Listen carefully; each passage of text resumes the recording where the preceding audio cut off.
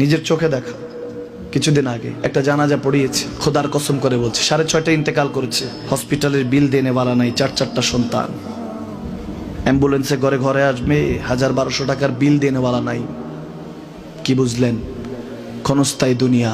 মুমিনের কম থাকলেও আমি বলি, কেউ যদি এসে বলে হুজুর একটু দোয়া করেন, খুব পেরেশানিতে আছি, আমি তার হাত চুমু খেয়ে বলি তোমাকে মোবারকবাদ, আল্লাহ তোমাকে ভালোবাসে।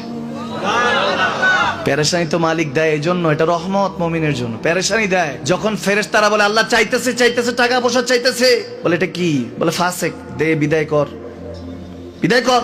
তার চাওয়া আছে, বিরক্ত লাগে, বিদায় কর, কি লাগে দে। আল্লাহ 10 কোটি দিয়েছে, 100 কোটি দিয়ে বিদায় কর।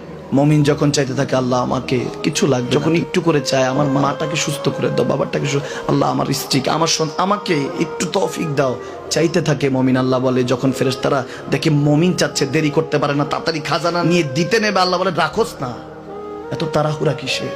তার চাওয়ার মধ্যে তো প্রেম আছে, একটু চাইতে দেস না।